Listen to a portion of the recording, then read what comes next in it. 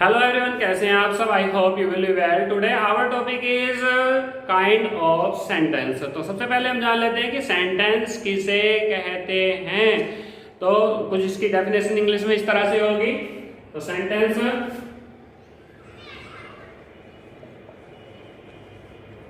Is a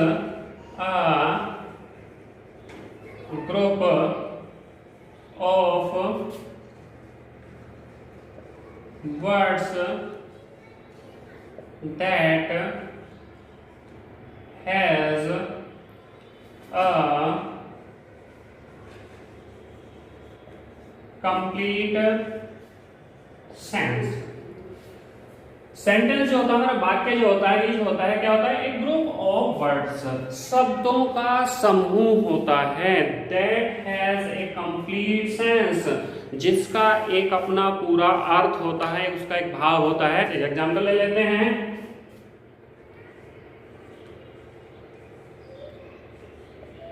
Mohit beeps, मोहित रोता है। कुछ और बड़ा भी हो सकता है। सोनी इज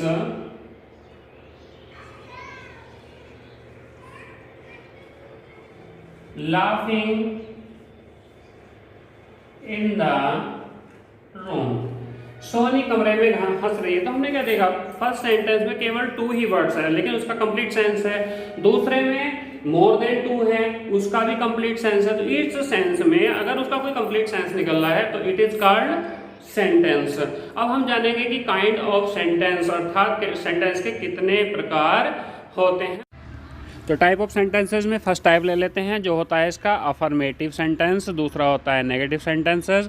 इन दोनों के सामने असर्टिव सेंटेंस लिखा हुआ है, क्योंकि इसे हम असर्टिव सेंटेंस के रूप में भी जानते हैं और डिक्लेरेटिव के रूप में भी। तीसरा होता है इंटेरोगेटिव, फिर होता है इम्पेरेटिव, फिर होता है एक्सक्लेमेटरी और लास्ट में होता है ऑप्टेटिव सेंटेंसेस। तो अब इसका एक एक टाइप लेते चलते हैं। फर्स्ट टाइप लेते हैं हम affirmative sentences.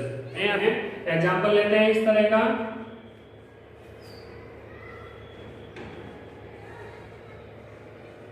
Reena has completed her work. Reena अपना कार्य समाप्त कर चुकी है। तो ये क्या है, उसमें सामान्य सी अपनी कोई बात बता दी गई है और ये कंप्लीट सेंस रखता है। तो it is called affirmative sentences. इसका टेंस कोई भी हो सकता है। और एग्जांपल ले लेते हैं। They will dance in the party. Way party में डांस करेंगे। तो टेंस है, फ्यूचर भी हो सकता है, प्रेजेंट हो, पास्ट हो, कुछ भी हो, लेकिन उसका कंप्लीट सेंस आता है और कोई बात स्वीकार कर ली जाती है। तो ये कहलाते हैं हमारे अफर्मेटिव सेंटेंसेस हैं। तो इसका सेकंड टाइप देखते हैं, जिसे हम कहते हैं नेगेटिव सेंटेंसेस। तो इनको हिंदी में हम क्या कहते हैं, नकारात्मक या निषेधात्मक वाक्यों के रूप में जाना जाता है। तो इन सेंटेंस में क्या होता है, नहीं का सेंस निकल रहा होता है। जैसे I don't like tea। मैं चाय पसंद नहीं करता हूं। तो इसमें नहीं का भाग दिया गया है कि ऐसे निषेधात्मक वाक्य हो गया। You had not caught that thief। तो इसमें भी क्या है, यू हैड नॉट काट, नहीं पकड़ चुके थे। तो इसमें भी नॉट वर्ड का यूज हुआ है। तो इस सेंटेंस ये हो गया नकारात्मक सेंटेंस हो गए। हमने देखा असर्टिव में 2 टाइप हुए हमारे, एक तो अफर्मेटिव और दूसरा नेगेटिव, जिसमें नकारात्मक सेंस निकल रहे होते हैं। तो इस तरह से हमारे असर्टिव जो इसका फर्स्ट पार्ट था वो पूरा हो जाता है। अब इसका हम लेंगे सेकंड पार्ट। इंटेरोगेटिव सेंटेंसेस, अर्थात जिसमें कुछ ना कुछ प्रश्नवाचक वाक्य हो, जिसमें प्रश्न पूछा जाता है। कोई वाक्य में हमसे कोई क्वेश्चन पूछ रहा है तो वो कहलाते हैं हमारे इंटेरोगेटिव टाइप के सेंटेंसेस। ये 2 टाइप के हो सकते हैं, एक तो वो जिनके आंसर यस या नो में दिए जा सकते हैं, और दूसरे वो जिनके आंसर यस या नो में नहीं दिए जा सकते। तो पहले हम जानेंगे यस या नो टाइप वाले सेंटेंसेस कैसे इंटेरोगेटिव उसका बन जाता है, और हर सेंटेंस की फॉर्मेशन को हम बेस बनाने वाले हैं यहाँ पर असर्टिव सेंटेंस को। तो हम जानेंगे हम किस तरह से इंटेरोगेटिव सेंटेंसेस को तैयार कर रहे होते हैं। पहले हम इसका एक अफर्मेटिव का एग्जांपल ले लेते हैं। यू आर टीचिंग, तुम पढ़ा रहे हो। अगर हमें इस सेंटेंस का इंटेरोगेटिव में इसको चेंज करना है तो हमें क्या करना पड़ेगा, जो हमारी हेल्पिंग वर्ब है उसको लेकर हम फर्स्ट ऑफ ऑल ले आएंगे।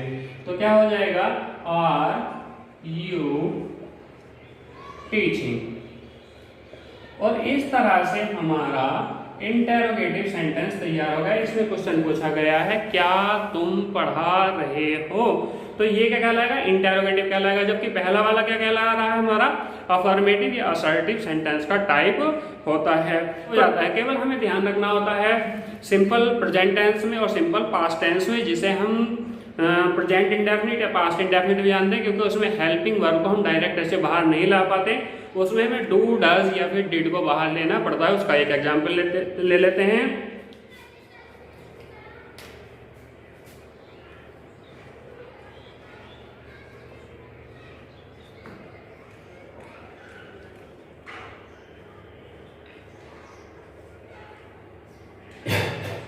Anita sings a song, Anita एक गाना गाती है, क्योंकि यहाँ पर हेल्पिंग वर्ब में क्या जुड़ा हुआ है, ऐसे यस जुड़ा हुआ है।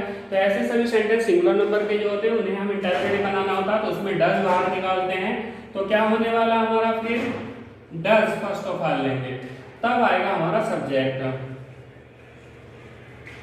डज अनीता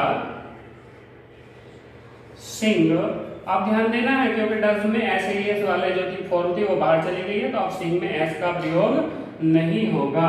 और सॉन्ग, और क्वेश्चन मार्क का ध्यान रखना हमेशा, जब भी इंटरप्रेटिव सेंटेंस होगा उसके लास्ट में हमेशा क्वेश्चन मार्क लगा होता है। तो अब लेते हैं हम वो दूसरा टाइप इसका, जिसमें WH फैमिली का कोई वर्ड होता है। For example, when am I scolding them, हमने यहाँ पर WH फैमिली का वर्ड when यूज किया है। when कब, am who I मैं, स्कॉल्डिंग डांट रहा them, तो मैं उनको कब डांट रहा हूँ, अर्थात इसका आंसर यस या नो में नहीं दे सकता। इसका एक और एग्जांपल ले लेते हैं। Where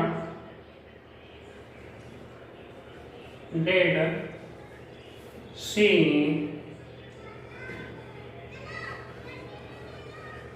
read this book, और क्वेश्चन मार्क आ जाएगा। Where WH फैमिली का वर्ड आ गया, फिर पास्ट इंडेफिनिट है, डिड का प्रयोग हुआ है, सी रीड वह पढ़ती है, उसने पढ़ा दिस बुक, इस पुस्तक को, उसने इस पुस्तक को कहाँ पढ़ा।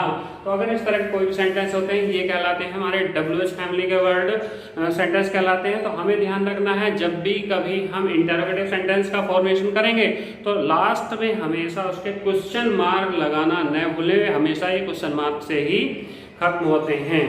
अब हम देखेंगे इसका नेक्स्ट टाइप।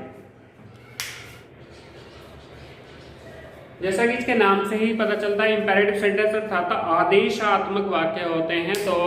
तो इसका फॉर्मेशन किस तरह से करते हैं, इसमें फर्स्ट ऑफ ऑल हमें रखना होता है action first and after that object होता है। तो अब हम देखते हैं इसका इंपेरेटिव सेंटेंसेस का यूज कैसे करना है। ये तो रूल हो गया। एग्जांपल ले लेते हैं,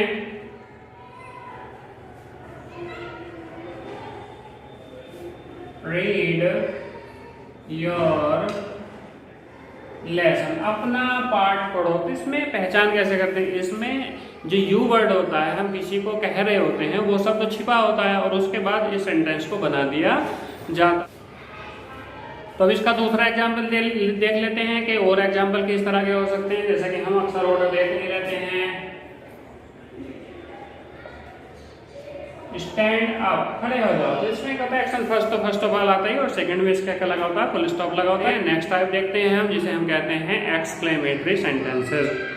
तो दूसरा देख लेते हैं, नेक्स्ट टाइप देखते हैं इसका एक्सक्लेमेटरी सेंटेंसेस। तो एक्सक्लेमेटरी सेंटेंसेस में क्या होता है, इसमें ऐसा करके समझ सकते हैं कि ज़्यादा हर्ष या ज़्यादा दुख, जब कुछ सामान्य से अधिक कुछ हो जाता है, तब इन सेंटेंसेस का हम प्रयोग कर रहे होते हैं।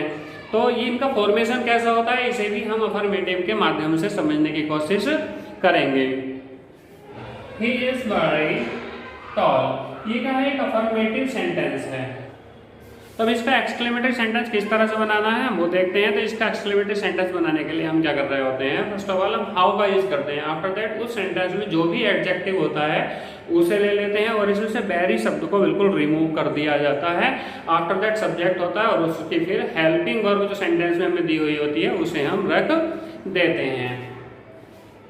लाइक दैट सबसे पहले क्या यूज करेंगे हम, हाउ, फिर एडजेक्टिव वर्ड क्या है यहाँ पर, टॉल, ठीक है, और फिर सब्जेक्ट क्या है, ही, और उसके बाद उसकी हेल्पिंग वर्ब इज, और इसके बाद एक्सक्लेमेशन मार्क का प्रयोग कर दिया जाता है और सेंटेंस हमारा तैयार हो गया, how tall he is.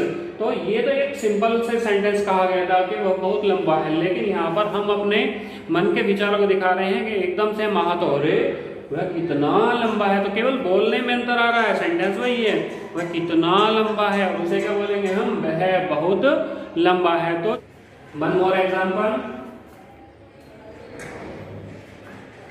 She is very beautiful, वह बहुत सुंदर है। तो सिंपल सी बात है, कोई भी सुंदर हो सकता है, उसे कहते हैं वह बहुत सुंदर है, लेकिन हम ऐसे कहें अरे वह कितनी सुंदर है, तो ये क्या हो गया, फीलिंग ऑफ हार्ट निकल कर आ रही है एकदम। तो इसे हम क्या बनाएंगे, एक्सक्लेमेटरी सेंटेंस बनाएंगे। तो एक्सक्लेमेटरी सेंटेंस कैसे तैयार किया जाएगा, फर्स्ट ऑफ ऑल क्या करने वाले हैं हम, हाउ, ठीक है, फिर एडजेक्टिव वर्ड क्या है यहाँ पर, ब्यूटीफुल, और फिर शी इज। अब शायद हमारे माइंड में क्वेश्चन चल रहा होगा कि एक तो व्हाट से तो बनते हैं, व्हाट वाले भी तो एक्सक्लेमेटरी सेंटेंस होते हैं। तो हाँ बिल्कुल वो भी होते हैं। तो ये सेंटेंस कुछ इस प्रकार के हो सकते हैं, जैसे ये सेंटेंस था यहाँ पर, she is a beautiful girl. अब मैंने इस सेंटेंस को थोड़ा सा चेंज कर दिया और मैंने लिखा यहाँ पर शी इज या फिर she is very beautiful girl. अब यहाँ पर ध्यान देना है, ये जो हमारा यहाँ पर एडजेक्टिव था, यहाँ पर भी एक एडजेक्टिव है, तो यहाँ तक तो सेंटेंस सेम है। जो सेंटेंस यहाँ लिखा हुआ है वही यहाँ लिखा हुआ है, लेकिन इसके बाद में हमने क्या ऐड कर दिया, यहाँ पर एक नाउन यूज किया है। तो जब किसी एडजेक्टिव के बाद में कोई नाउन का भी प्रयोग हो, उन सेंटेंस को हम हाउ से नहीं बनाते, बल्कि उसकी जगह व्हाट का प्रयोग किया जाता है, जबकि सेंस सेम होता है। तो किस तरह से इसका कंस्ट्रक्शन होने वाला है, व्हाट ए, यहाँ पर आर्टिकल जरूर लगाना है। अब क्या लेंगे हम, ब्यूटीफुल गर्ल, और फिर बाद में ये आने वाला है शी इज, इस तरह से, और एक्सक्लेमेशन मार्क आ जाएगा। तो इस तरह से हम एक्सक्लेमेटरी सेंटेंस को बना रहे होते हैं। इसमें एक टाइप और बच जाता है अभी, जिसमें सीधा सीधा सा लास्ट में एक्सक्लेमेटरी ना आकर उस किसी वर्ड के बीच में ही उन शब्दों का प्रयोग हो जाता है। तो इस तरह का एग्जाम्पल भी ले लेते हैं जिसमें ऐसा कोई वर्ड नहीं होता है। तो जैसे